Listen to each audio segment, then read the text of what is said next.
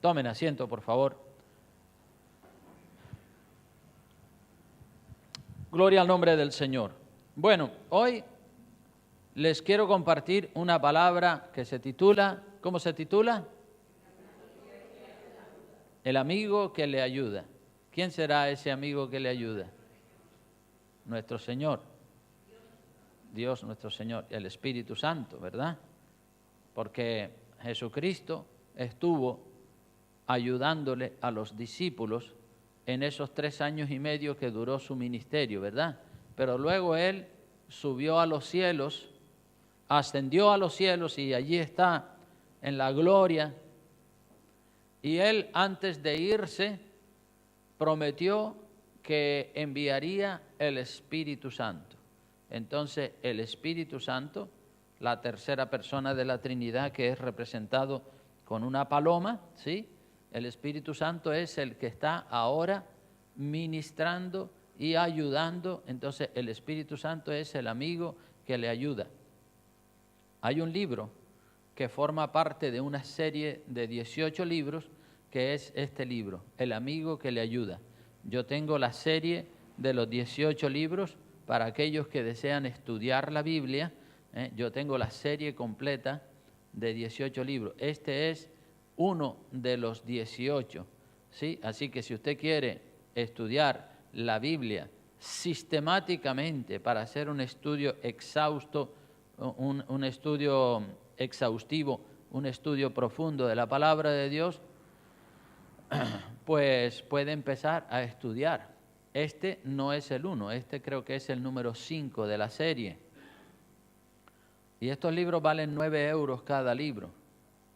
Entonces, este libro habla del Espíritu Santo. Todo lo que tiene que ver con el Espíritu Santo, este libro lo dice.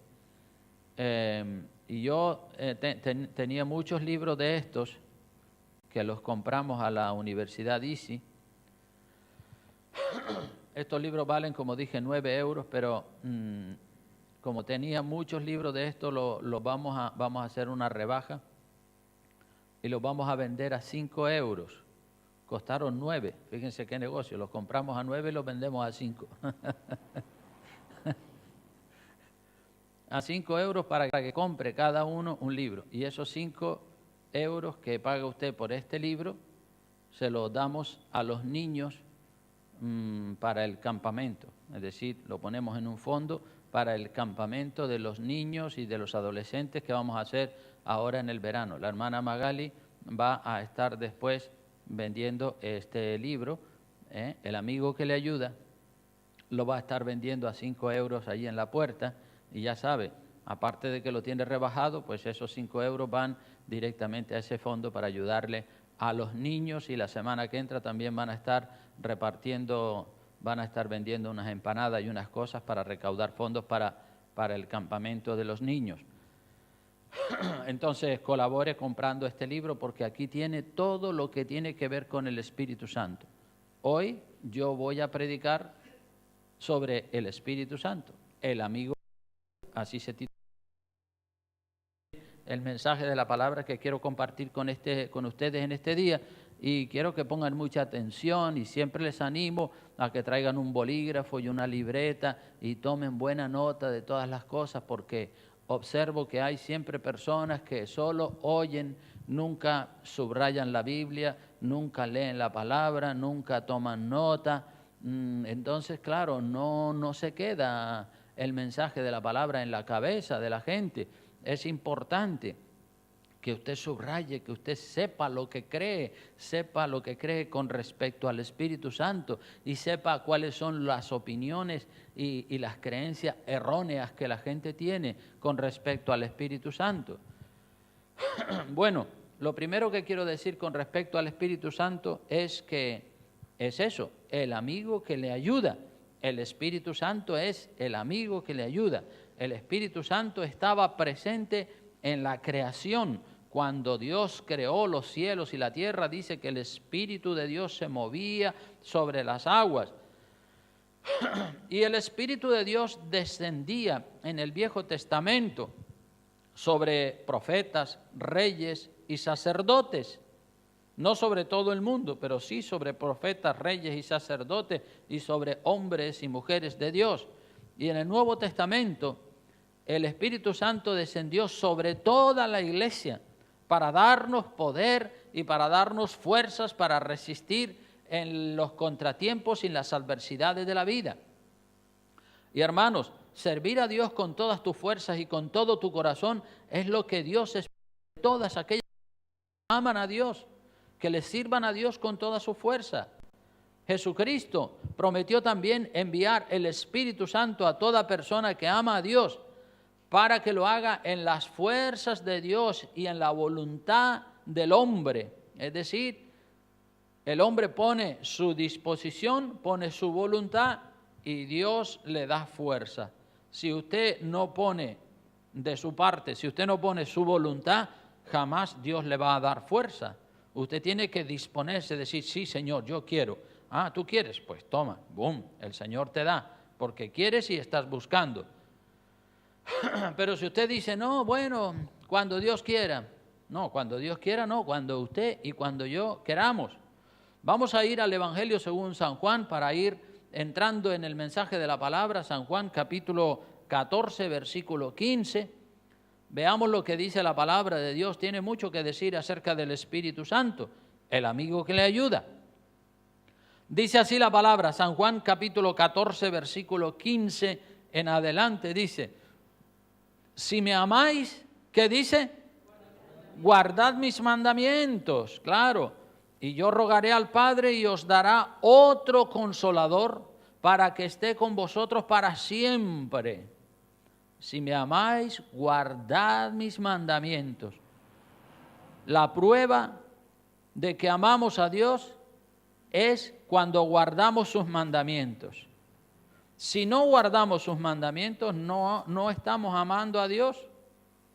Algunos dicen, yo amo a Dios, pero no guardan sus mandamientos, no los ponen en práctica. Entonces eso es una mentira como un castillo de grande. Yo rogaré al Padre, dice el verso 16, y os daré otro consolador. Es decir, el Señor Jesucristo era, mientras estuvo corporalmente con sus discípulos, Él era el consolador, el guiador, el que los aconsejaba, el que los guiaba, el que los corregía, el que los enseñaba. Pero Él iba a marcharse para el cielo. Y entonces les dijo a sus discípulos, cuando yo llegue allá arriba, mandaré el consolador para que esté con vosotros para siempre. Y luego dice, el Espíritu de verdad, dice la palabra, el Espíritu de verdad, ese es el consolador que vendría, al cual el mundo, la gente del mundo, no puede recibir porque no le ve ni le conoce, pero vosotros le conocéis porque mora en vosotros y estará en tiempo futuro, estará en vosotros, residirá, morará en vosotros. Sigue diciendo, no os dejaré huérfanos, no se preocupen, no se van a quedar solos, vendré a vosotros. Todavía un poco, verso 19, y el mundo...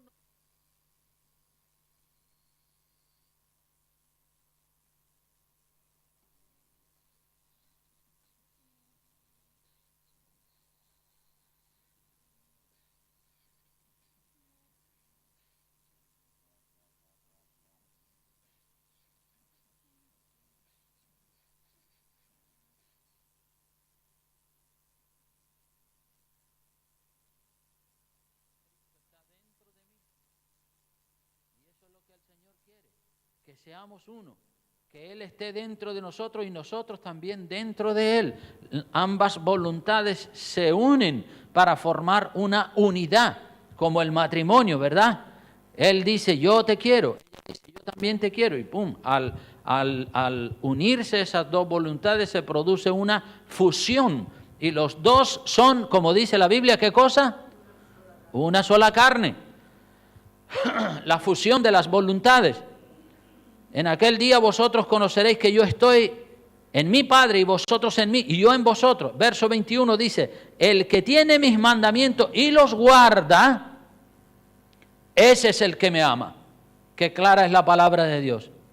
El Señor dice quién de verdad le ama y quién no le ama. El que tiene mis mandamientos y los guarda, ese es el que me ama. Y el que me ama será amado por mi Padre, y yo le amaré y me manifestaré a él.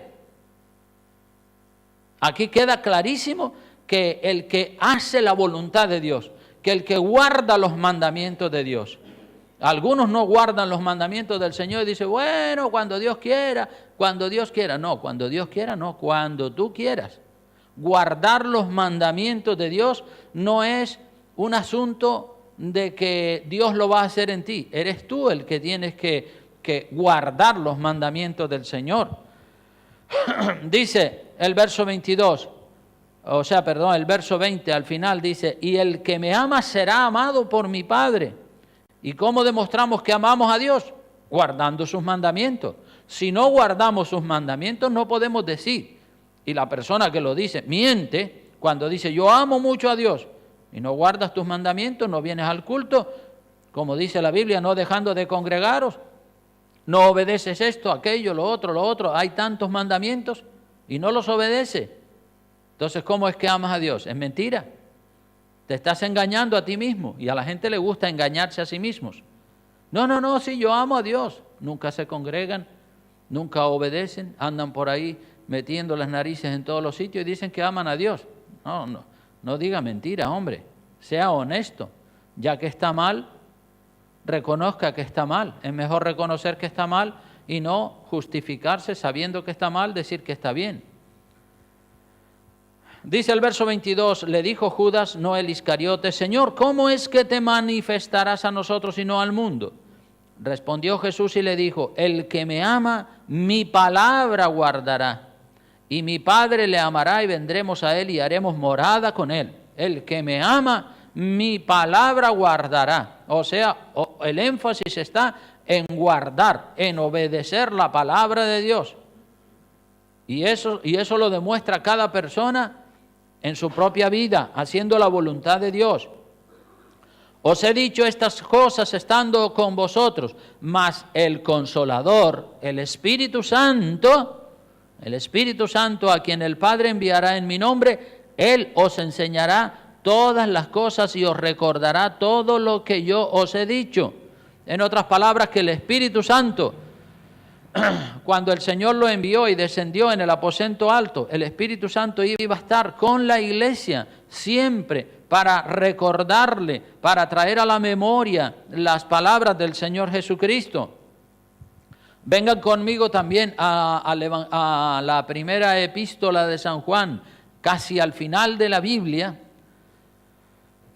Se encuentra la primera epístola de San Juan, un poquito antes del Apocalipsis. Primera de Juan, capítulo 1. Juan tiene el Evangelio según San Juan, tiene primera, segunda y tercera de Juan. Entonces, primera de Juan, que está casi llegando al Apocalipsis, dice en el capítulo 1, lo encontraron todos, dicen amén. Versículo 5 dice, este es el mensaje que hemos oído de él y os anunciamos, Dios es luz y no hay ninguna tinieblas en él.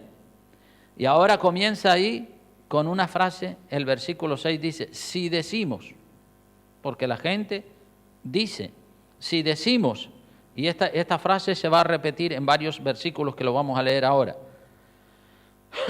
porque hay muchos que dicen, que hablan, pero las palabras se las lleva el viento. Lo que hace falta son hechos, ¿verdad? No palabras. Si decimos, verso 6, que tenemos comunión con Él y andamos en tinieblas, mentimos y no practicamos la verdad. Es decir, si decimos que tenemos comunión con el Señor y andamos pecando, mentimos. Pero, verso 7, si andamos en luz, como Él está en luz, tenemos comunión unos con otros y la sangre de Jesucristo, su Hijo, nos limpia de todo pecado. Y otra vez en el verso 8 aparece la palabra si decimos. Si decimos, si alguno dice, esa frase se repite en el capítulo 1 y capítulo 2, se repite varias veces y es muy significativa. Si decimos que no tenemos pecado, nos engañamos a nosotros mismos y la verdad no está en nosotros. Porque sí, a veces pecamos por omisión o por negligencia. Y tenemos que estar siempre confesando nuestros pecados para estar limpios delante del Señor. Otra vez, verso 9. Si confesamos nuestros pecados, porque los cristianos también pecan, unos deliberadamente, otros intencionadamente.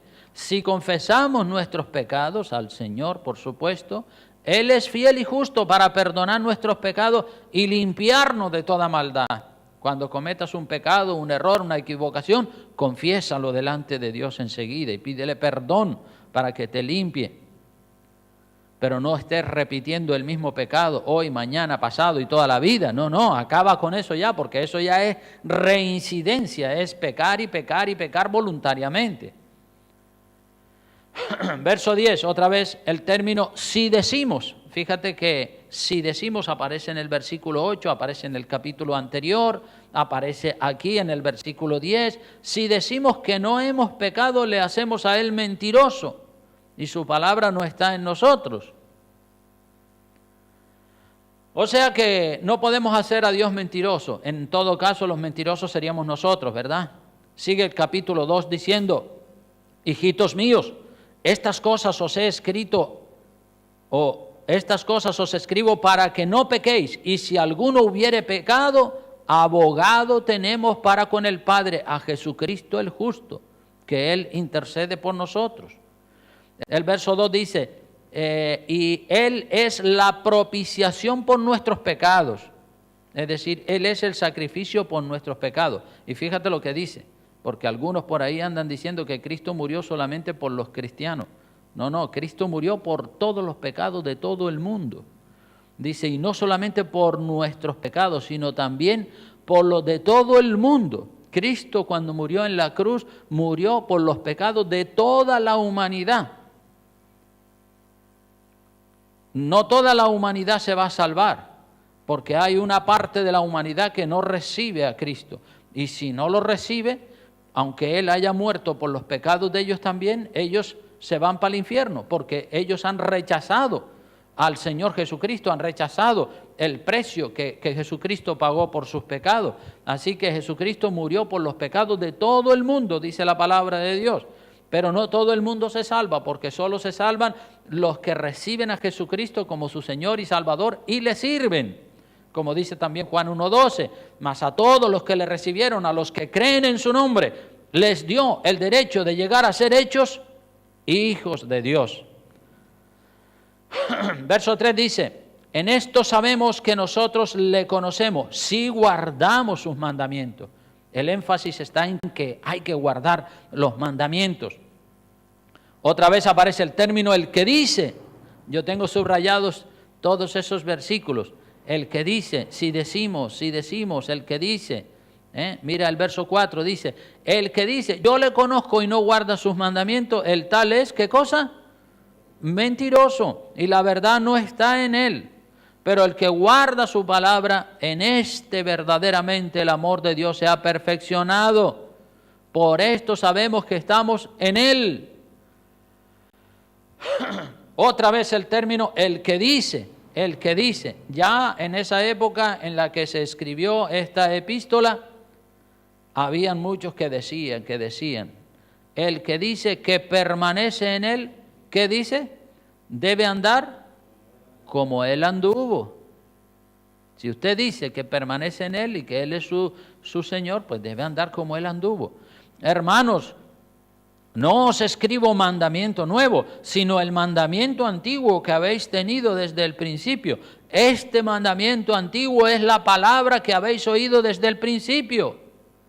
Sin embargo, os escribo un mandamiento nuevo, que es verdadero en Él y en vosotros, porque las tinieblas van pasando y la luz verdadera ya alumbra.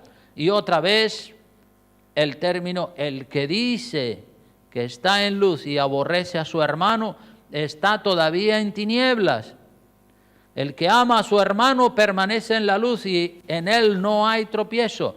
Pero el que aborrece a su hermano está en tinieblas y anda en tinieblas y no sabe a dónde va, porque las tinieblas le han cegado los ojos. Está ciego espiritualmente.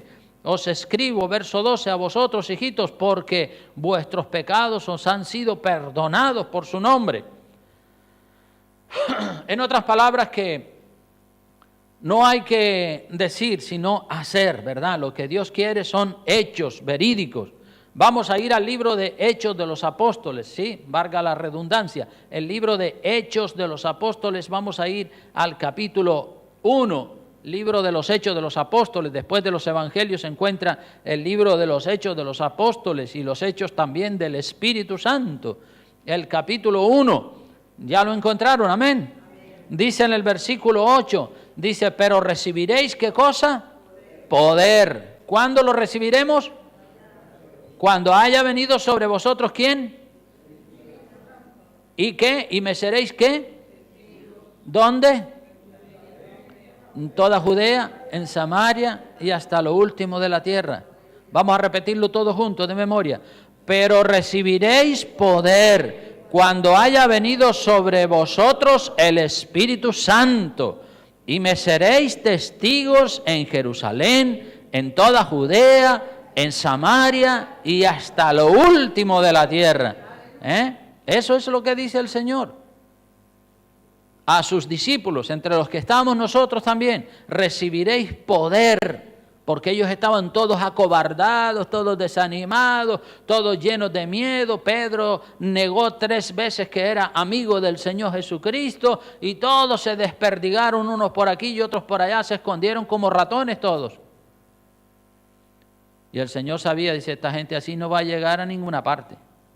Necesitan el poder. Mire, recibiréis poder. Antes de ascender a los cielos, el Señor le dice a los discípulos, recibiréis poder. Yo cuando llegue arriba voy a mandar el Espíritu Santo. Y el Espíritu Santo va a entrar en ustedes. Recibirán poder cuando el Espíritu Santo haya venido. Y entonces, no antes, después de que reciban el poder del Espíritu Santo, entonces van a tener fuego dentro de sus corazones y van a ser capaces de ir a Jerusalén, a Judea, a Samaria y hasta lo último de la tierra, predicando la palabra de Dios. Esa es la promesa. El Señor lo prometió y esa promesa se cumplió. Si van una hoja más adelante al capítulo 2 del libro de los Hechos, capítulo 2, dice así la palabra en el verso 1, cuando llegó el día de Pentecostés estaban todos unánimes juntos. Fíjate, todos, no faltó ninguno, todos los seguidores del Señor estaban unánimes juntos y de repente vino del cielo un estruendo, como una bomba, como un viento recio. El Espíritu es también representado por el viento, un viento recio que soplaba, el cual llenó toda la casa donde estaban sentados. Y se les aparecieron, ¿qué cosa? Lenguas repartidas como de fuego. También el Espíritu Santo es representado con el fuego, asentándose sobre cada uno de ellos. Y fueron todos llenos del Espíritu Santo y comenzaron a hablar en otras lenguas según el Espíritu les daba que hablasen. Comenzaron a hablar en el idioma, en el parto, en el medo, en el idioma de Mesopotamia, en el idioma de los árabes. Comenzaron a hablar porque estaban llenos del Espíritu Santo. Fueron todos llenos del Espíritu Santo. Y ahí dice en el verso 5, moraban entonces en Jerusalén judíos, varones piadosos de todas las naciones bajo el cielo, y hecho este estruendo se juntó la multitud y estaban confusos porque cada uno les oía hablar en su propia lengua y estaban atónitos y maravillados diciendo, mirad, ¿no son galileos todos estos que hablan? ¿Cómo pues les oímos nosotros hablar cada uno en nuestra lengua en la que hemos nacido? Mira todas las nacionalidades, toda la gente, cada uno de estos que voy a leer a continuación eran idiomas de pueblos en aquella época, como decir hoy en día ingleses, chinos, franceses, rusos, alemanes.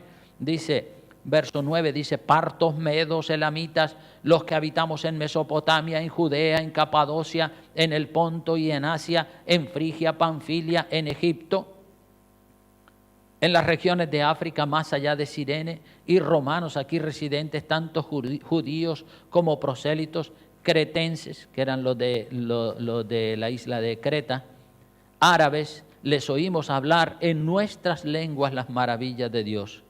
Estaban asombrados porque aquello era una cosa sobrenatural, el descenso del Espíritu Santo. ¡Wow! Eso produjo una revolución impresionante en los apóstoles. Y dice la palabra en el verso 12, y estaban todos los inconversos, estaban todos perplejos, diciéndose unos a otros, ¿y qué quiere decir esto? ¿Qué quiere decir esto? Todos asombrados. Mas otros burlándose, porque siempre están los que se burlan, los que se ríen de las cosas de Dios. El Señor reprenda al diablo. Burlándose decían, están llenos de mosto, esos están todos borrachos, están borrachos como cubas.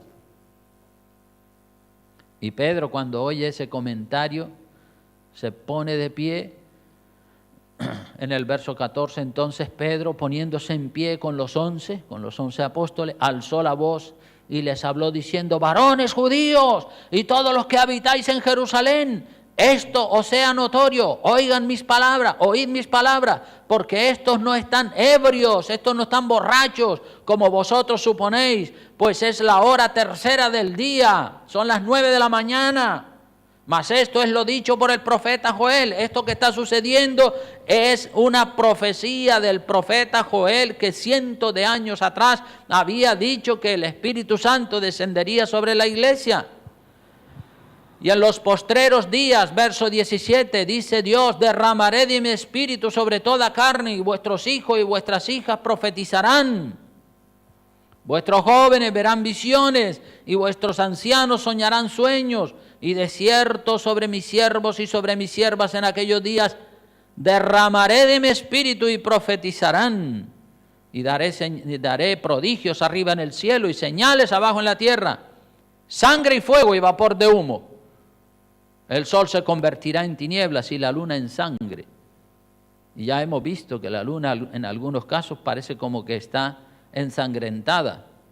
La venida del Señor está cerca. Mira lo que dice ahí, antes que venga el día del Señor grande y manifiesto, que el Señor vuelve. Y todo aquel que invocare el nombre del Señor será salvo. Alabado sea el nombre del Señor.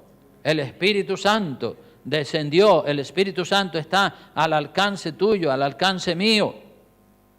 El Espíritu Santo, hermano, es representado en la Biblia por varios símbolos. El Espíritu Santo es representado por una paloma, como hemos dicho. Mira, aquí está la paloma.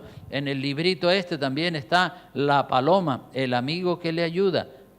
La paloma, que es un animal bello y precioso, representa al Espíritu Santo. El fuego también representa al Espíritu Santo, porque quema toda miseria, todo pecado. El viento que sopla también representa al Espíritu Santo. La lluvia de agua que cae sobre la tierra y hace que esa tierra seca reverdezca también representa al Espíritu Santo. El aceite, que es un líquido precioso, que es lo que se le echaba a los profetas y a los reyes para ungirlos. Le vaciaban un cuerno con aceite en la cabeza y el aceite chorreaba por todo el cuerpo. Eso es tipo del Espíritu Santo. En un pasaje de la Biblia también al Espíritu Santo se le llama el Paracleto, es decir, el abogado que intercede por nosotros. Hermano, el Espíritu Santo tiene personalidad divina, el Espíritu Santo es Dios y el Espíritu Santo puede ser resistido y el Espíritu Santo puede ser contristado. El Espíritu Santo no es una fuerza impersonal, como dicen los testigos de Jehová. No, el Espíritu Santo es una persona espiritual que se mete dentro de aquellos que le abren su corazón. El Espíritu Santo habla a la conciencia y la persona puede resistir y desobedecer. El Espíritu Santo cuando está en una persona, si la persona comienza a pecar, el Espíritu Santo se contrista, se pone triste y se va diciendo, uy, ya me está dando la espalda. Entonces el Espíritu Santo se va retirando y queda ahí esperando. Si la persona sigue pecando, el Espíritu Santo se va retirando. Si la persona enseguida confiesa su pecado, como hizo David, Señor, perdóname, no quites de mí tu Santo Espíritu, vuélveme el gozo de la salvación. Bueno, el Espíritu Santo viene otra vez a la persona y ya la persona dice, ay, gracias Señor, gracias por tu Espíritu Santo, ¿verdad? Porque el Espíritu Santo es así, el Espíritu Santo puede, usted si empieza a pecar y a pecar y a pecar, yo no digo que por un pecadillo ya el Espíritu Santo se va definitivamente, no. El Espíritu Santo está ahí como diciendo, vamos a ver qué camino va a coger este o esta. Si va a seguir por el mal camino, entonces sí, el Espíritu Santo ya cuando tenga evidencias de sobra, se marcha y deja a la persona en su propio pecado. Ahora si la persona peca y inmediatamente, Señor, perdóname, lo siento, porque el Espíritu Santo enseguida habla a la persona cuando la persona ha pecado. Entonces, si la persona pide perdón, confiesa su pecado, el Espíritu Santo no se va. El Espíritu Santo habla a la gente, el Espíritu Santo convence de pecado, te habla a la conciencia. El Espíritu Santo te ayuda cuando tienes una necesidad y dices, yo quiero, Señor, pero me faltan fuerzas. Ahí viene el poder del Espíritu Santo y te ayuda a seguir adelante en la prueba o en la dificultad. ¿Cuántos dicen amén? El Espíritu Santo te guía cuando tú estás diciendo, ¿y qué hago, Señor? ¿Voy por aquí o voy por allí? El Espíritu Santo te guía, dice, por aquí, que este es el camino verdadero. Y tú dices, sí, gracias, Señor. Y a veces el camino verdadero es el más difícil, no es el más fácil. Porque la gente dice, ¿cuál es el más fácil? Este es el más fácil, pues me voy por el más fácil. No es así. Es orar y si el Señor te dice, ese camino es más difícil, pero es el verdadero, entra por él, es la puerta estrecha. Tú tienes que decir, sí Señor, vale, voy a entrar por ahí. Me costará, me humillaré, tendré que dejar esto o aquello, pero lo voy a dejar por amor al Señor y voy a bajar la cabeza y a entrar por la puerta estrecha. No es lo que yo quiero, es lo que Dios diga. Amén. Entonces el Espíritu Santo convence de pecado, ayuda al creyente, guía al creyente. El Espíritu Santo reparte dones para la edificación de la iglesia. El Espíritu Santo nos recuerda las enseñanzas de Jesucristo, como hemos leído. Él os recordará, dijo el Señor, todas las cosas que yo os he enseñado. El Espíritu Santo intercede por nosotros, dice en el libro de Romanos, capítulo 8, versículos 26 y 27. No lo busque, pero allí lo dice. Dice que Él intercede por nosotros con gemidos indecibles. El Espíritu Santo nos da poder para predicar, como leímos en Hechos 1:8. Recibiréis poder y me seréis testigos en Jerusalén, en Judea, en Samaria y hasta lo último de la tierra. El Espíritu Santo nos consuela en la aflicción. Cuando estás triste por algún asunto, por alguna situación, por alguna decepción que te has llevado con tu esposa, con tu marido, con tu hijo, con tu hija, con el vecino, con el hermano, con el primo, con quien sea, el Espíritu Santo te trae consuelo. Y tú dices, gracias Señor. ¿Qué voy a hacer? Pues ahí está la situación. Tú no la puedes cambiar, pero el Espíritu Santo te consuela en la aflicción. El Espíritu Santo nos enseña, es un maestro. El Espíritu Santo inspiró la Biblia, la palabra de Dios, como dice 2 de Timoteo 3:16, dice, toda la Escritura, toda, no solamente una parte, porque algunos que dicen que son cristianos van sacando, esto sí, pero esto no. Esto era para fulanito, esto era para menganito y esto era para la iglesia de Corinto. No, dice la Biblia, toda la Escritura. 2 de Timoteo 3:16 lo dice claramente. Toda la Escritura es inspirada por Dios y útil para enseñar, para corregir, para redarguir, para instruir en justicia, a fin de que el hombre de Dios sea enteramente preparado para toda buena obra. Así que toda la Escritura es inspirada por Dios. El Espíritu es necesario para adorar a Dios. El Espíritu es necesario. Dios es espíritu, hermanos, y los que le adoran, la Biblia dice, en espíritu y en verdad es necesario que le adoren. El Espíritu Santo, sus dones, su ayuda, su dirección, su bendición, está ahí al alcance de todos los cristianos que lo deseen. Algunos dicen, no, yo no siento el Espíritu Santo en la iglesia. El Espíritu Santo no se está moviendo aquí. El Espíritu Santo se mueve de manera individual en la persona que lo busca. En los que no lo buscan no se va a mover. Se mueve en los que le buscan. Hemos visto al Espíritu Santo moviéndose en un culto y una parte de la gente siente el poder del Espíritu Santo con fuerza en su corazón, mientras que otra parte de la gente está en otro mundo, no sienten nada, porque no lo buscan, porque están en pecado. Eso se debe a que no viven en la santidad del Señor. Los que no lo sienten es porque no viven en la santidad del Señor. Pero los que sí viven en santidad y buscan a Dios de corazón, esos sí que van a sentir el fuego del Espíritu Santo. Algunos creen que la iglesia funciona como una gasolinera. Algunos cristianos que tienen conceptos equivocados creen que la iglesia funciona como una gasolinera. Se te vació el tanque de combustible, voy a la gasolinera, mete la manguera en el tanque, lo llenas, pagas al de la gasolinera y te vas. Y así vienen algunos a la iglesia con el tanque vacío y esperan que el pastor le meta la manguera y lo llene del Espíritu Santo y le pagan con su diezmo y se van. No es así, así no funciona, así no es. Ningún pastor, ningún líder puede monopolizar al Espíritu Santo. El Espíritu Santo está libre. El pastor no lo tiene amarrado ahí, ni se lo puede dar a este o al otro.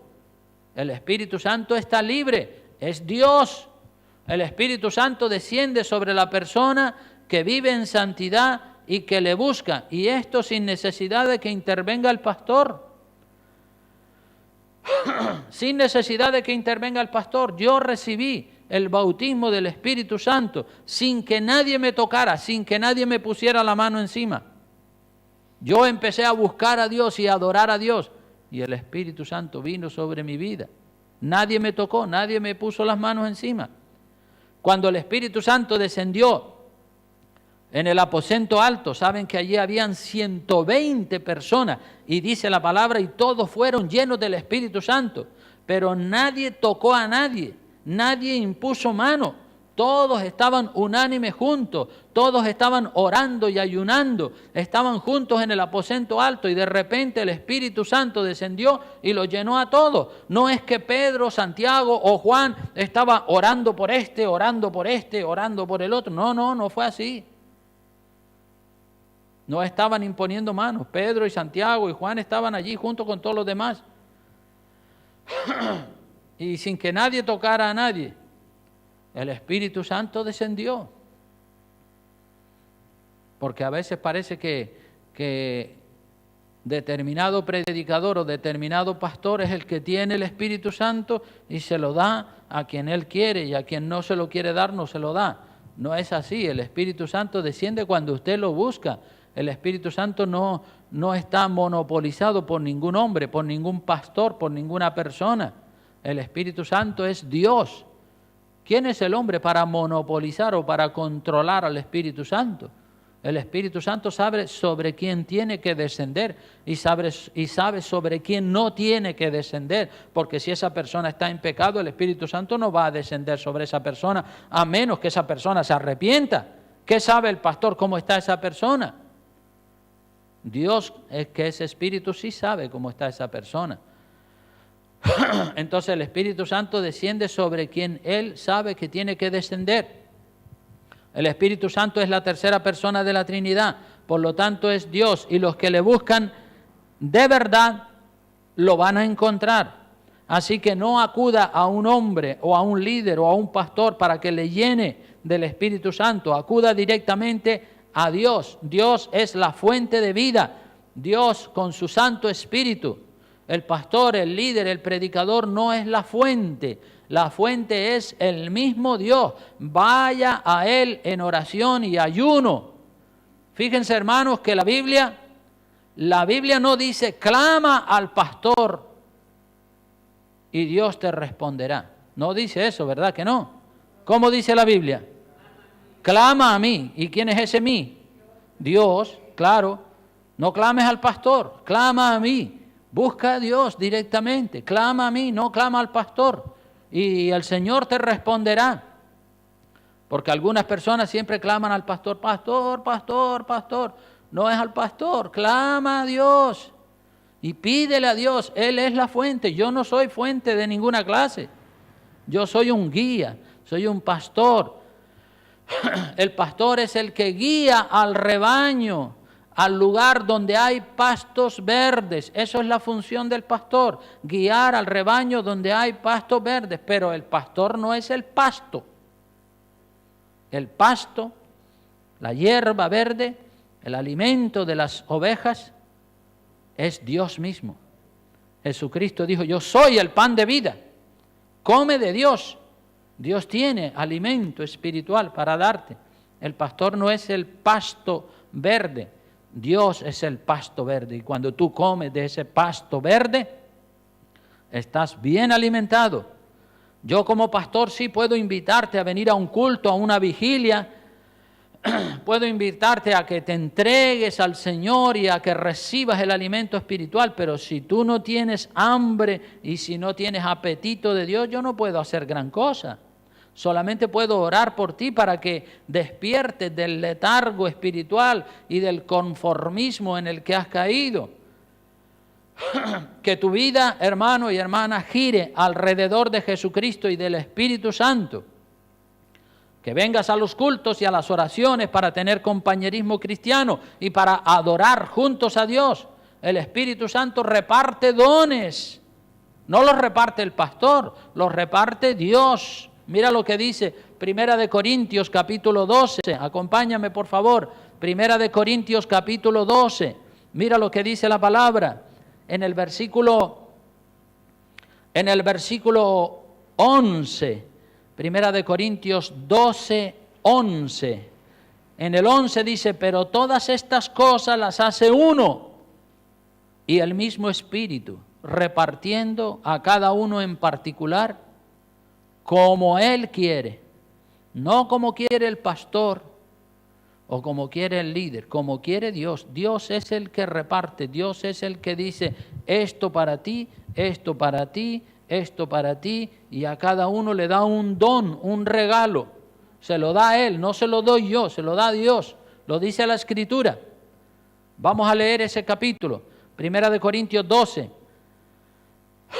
para ir avanzando ya. Primera de Corintios 12, versículo 1, dice, no quiero, hermanos, capítulo 12, versículo 1, no quiero, hermanos, que ignoréis acerca de los dones espirituales, porque mucha gente ignoran, no saben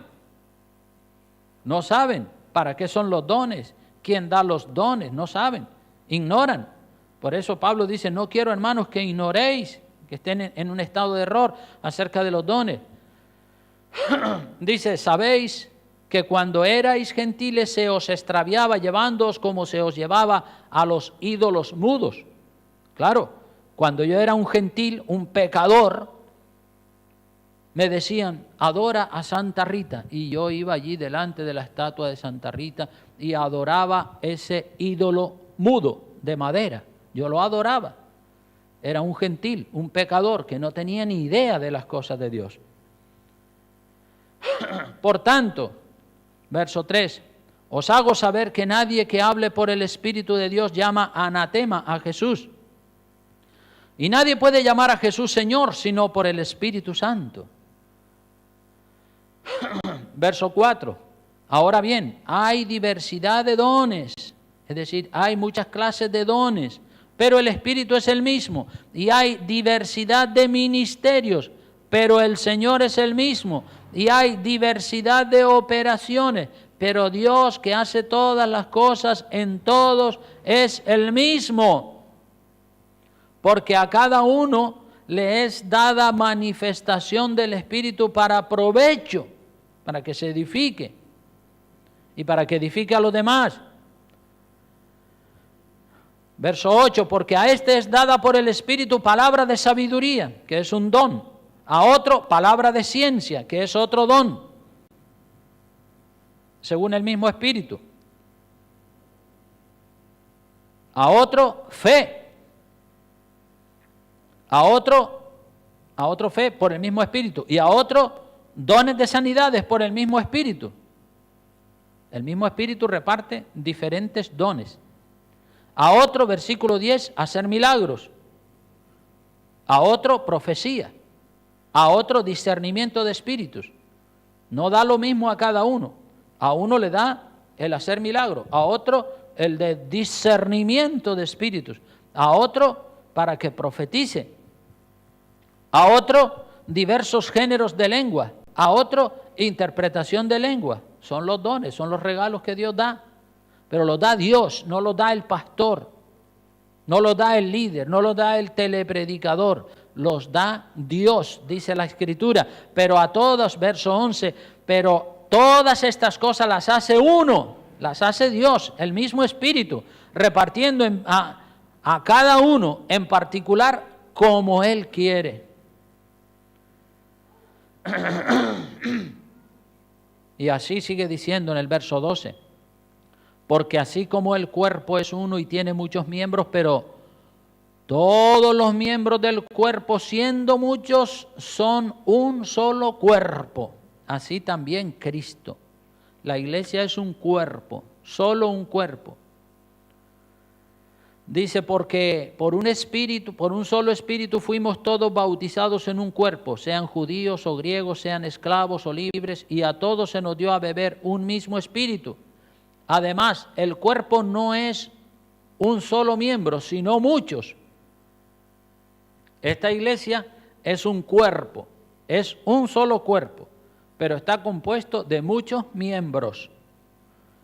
Si dijere, verso 15, el pie, porque no soy mano, no soy del cuerpo, por eso no será del cuerpo. Es decir, si este pie dice, hombre, yo quería ser una mano, no un pie. Por eso no va a ser del cuerpo. No, el pie pertenece a este cuerpo, ¿sí? La mano pertenece al mismo cuerpo. Son miembros diferentes que pertenecen todos al mismo cuerpo. El verso 16, y si dijere la oreja, porque no soy ojo, no soy del cuerpo, por eso no será del cuerpo. Si todo el cuerpo fuese ojo, ¿dónde estaría el oído? Y si todo fuese oído, ¿dónde estaría el olfato? No, necesitamos oído, ojo, olfato, pie, mano, todos los miembros. Cada uno tiene una función diferente. Igual que en la iglesia. En la iglesia hay músicos para instruir al pueblo y para llevar al pueblo en adoración delante de Dios. Hay un maestro que predica la palabra, un pastor. Hay ujieres que están afuera acomodando a la gente, hay maestros de la escuela dominical, hay los que llevan el sonido, hay los que vienen y limpian los cristales de la iglesia y el piso, que le estamos muy agradecidos por lo que hacen los que trabajan en ese ministerio. No se ve, pero todos los domingos la iglesia está preciosa, está bien bonita, está limpia. Que Dios bendiga a los que están limpiando los cristales y limpiando el piso. Nadie los ve que están haciendo su trabajo, pero hay uno que sí los ve. ¿Saben quién es el que los ve? Dios los está viendo. Y usted no hace las cosas para que le vean los hombres. Usted hace las cosas para que le vea Dios. Y usted le está obedeciendo a Dios y está edificando la iglesia. No recibe el aplauso de los hombres, ni nadie le dice, ¡uy, qué bueno eres! Pero Dios está tomando buena nota de todo lo que usted está haciendo. No importa que no le vea el pastor, no importa que no le vea los miembros de la iglesia, pero usted lo hace para el Señor, no para que los hombres le vean, ¿verdad que no? Es así, hermano, ese capítulo es muy lindo, léanselo entero en su casa. Entonces, voy a ir terminando, decir que el Espíritu Santo tiene muchos nombres también, y todos los nombres que tiene el Espíritu Santo definen las funciones del Espíritu Santo. Son nombres preciosos. Se le llama Espíritu Santo, se le llama Santo Espíritu, se le llama Espíritu de Dios, se le llama Espíritu de verdad, se le llama Espíritu de sabiduría, se le llama Paracleto o abogado defensor, se le llama el Espíritu de Cristo, se le llama el Espíritu de vida, se le llama Precioso Espíritu, como dice las epístolas de San Pedro. Tiene muchos nombres el Espíritu Santo, pero todo es lo mismo, es el Espíritu de Dios, es la tercera persona de la Trinidad. Nosotros somos un ser trino, nosotros los humanos somos un ser trino. Saben que nosotros tenemos tres cosas, ¿se acuerdan de qué está compuesta ese ser trino del que somos nosotros? Espíritu, alma y cuerpo, eso dice la palabra, somos espíritu, alma y cuerpo. El cuerpo, este cuerpo que ustedes ven, este cuerpo que corresponde a Santiago, es un cuerpo terrenal. Y este cuerpo es de aquí, de la tierra, y le gustan las cosas terrenales, le gusta la comodidad, le gusta el placer, porque es terrenal. Este cuerpo es de la tierra. Entonces, este es una parte de lo que se compone mi ser. Luego está el espíritu. Cada persona tiene un espíritu. Dios ha puesto un espíritu en cada persona. Y ese espíritu que está dentro de usted anhela las cosas celestiales. Ese espíritu es de Dios y anhela que usted ore, que ayune, que alabe a Dios, que se porte bien. El espíritu busca lo espiritual, busca las cosas de arriba. Y usted va a sentir en su cuerpo esas dos voluntades. El cuerpo le dice, no quiero, estoy cansado, quédate ahí viendo la tele. El espíritu te dice, hombre, ayuna, busca, ve a la vigilia. Y entonces uno tira para arriba y otro tira para abajo. Y en el centro está el alma. ¿Sabe lo que es el alma? El alma es la voluntad, el asiento de sus emociones, de sus decisiones. El alma es usted mismo, su yo, su carácter. El alma es el asiento de la voluntad, el alma es el yo de la persona, mi propia personalidad, mi carácter, yo. Cuando digo yo quiero esto, yo quiero aquello, estoy refiriéndose a que mi alma, no mi espíritu, sino mi alma es la que determina. Mi alma puede inclinarse a favor de la carne, de lo que quiere la carne, o mi alma puede inclinarse a favor de lo que quiere mi espíritu. Mi espíritu quiere orar, ayunar, buscar las cosas de arriba, ir al culto, leer la palabra de Dios, y mi carne quiere todo lo contrario. Mi carne quiere pecado, mundo, placer. Entonces el alma de la persona está en el centro, y usted tiene en su alma, usted tiene que decidir a quién va a apoyar, si va a apoyar la carne o va a apoyar el espíritu. Usted decide, porque esas dos voluntades están dentro de usted, y una tira para arriba y otra tira para abajo. ¿A cuál de ellas le obedece usted? Hay gente que a veces le obedece a la carne y otras veces le obedece al espíritu.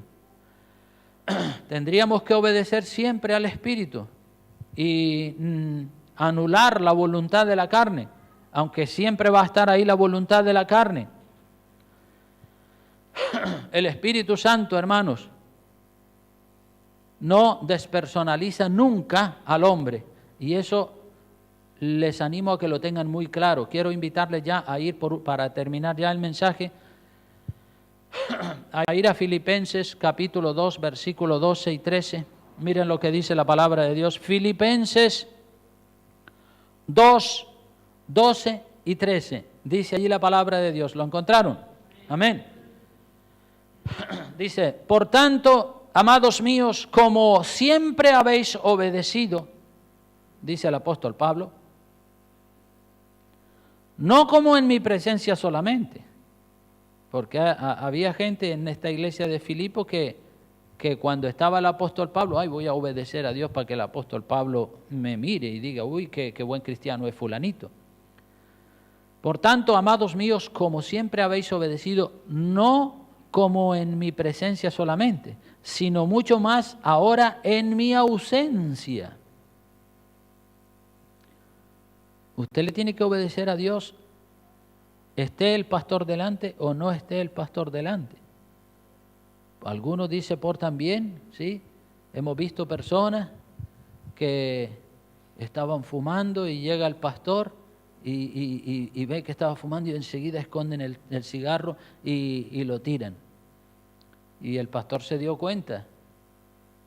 Entonces esa persona estaba sirviéndole al pastor, no le estaba sirviendo a Dios, porque Dios lo estaba viendo que fumaba, aunque no lo viera el pastor.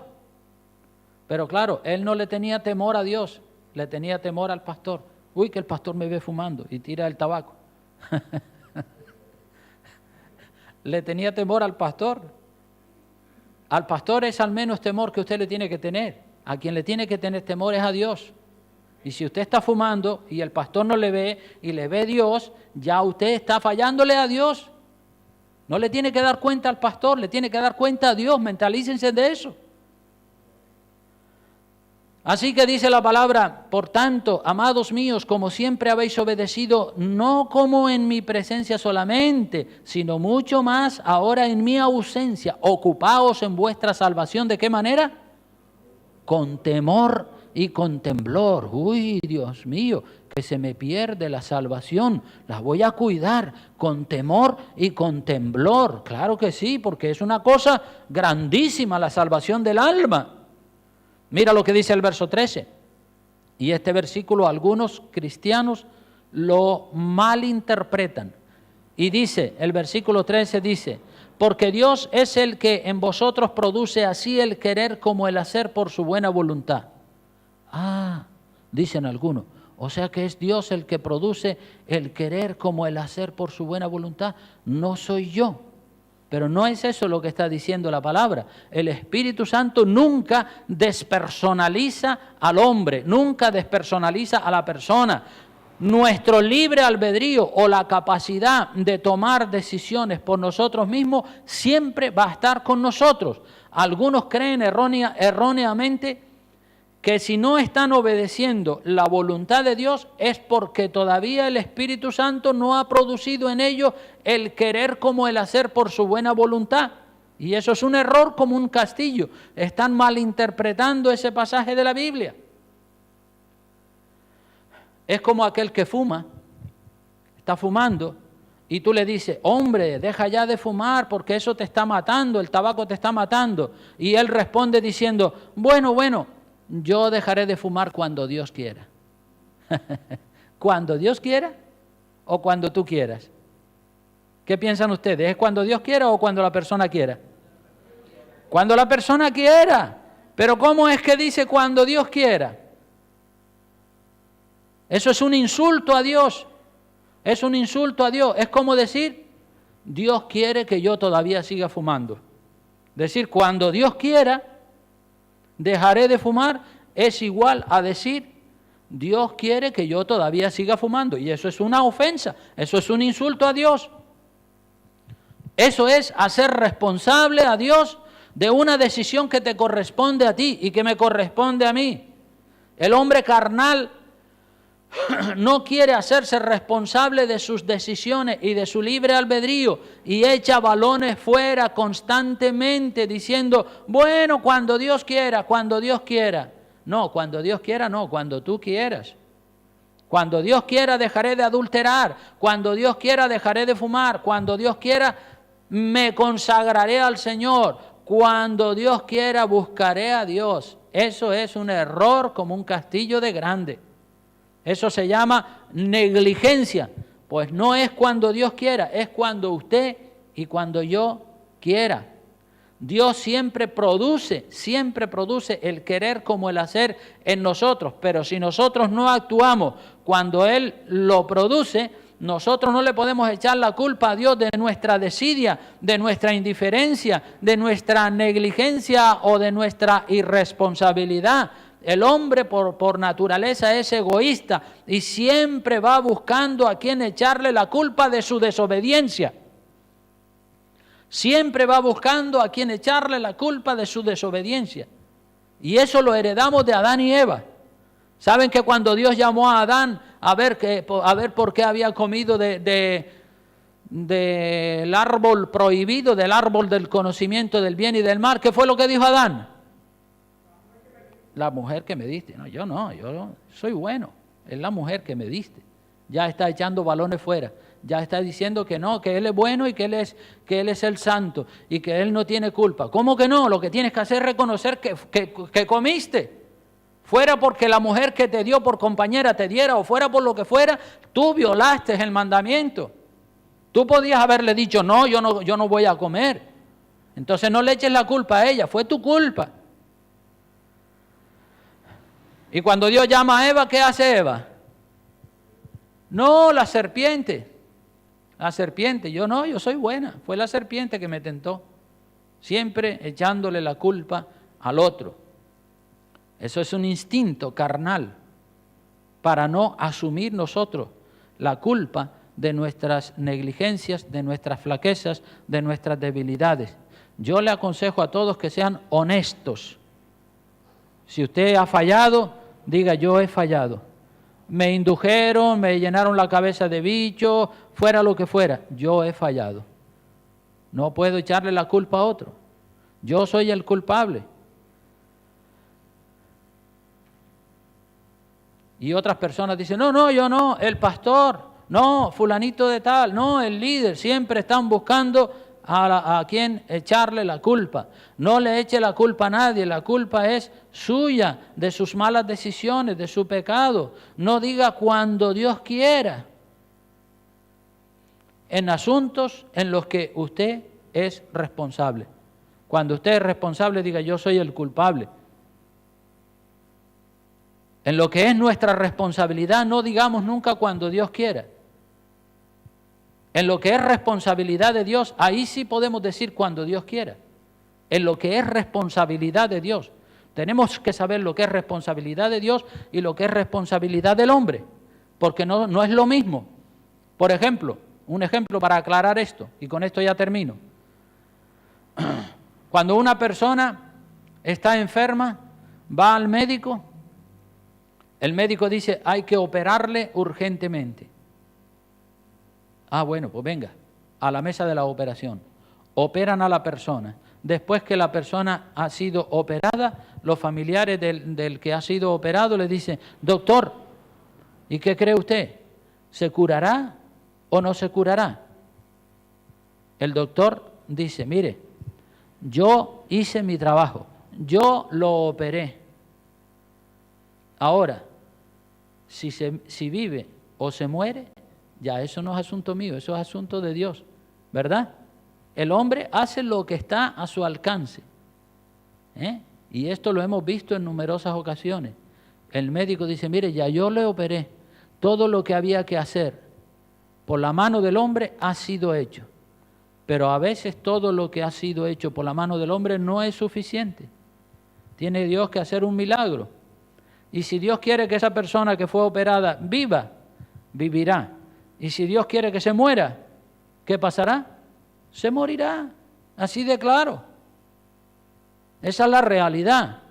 Y tenemos que ser coherentes con la realidad. Entonces, en lo que es responsabilidad de Dios, ahí sí podemos decir, si Dios quiere, vivirá. Si Dios no quiere, no vivirá.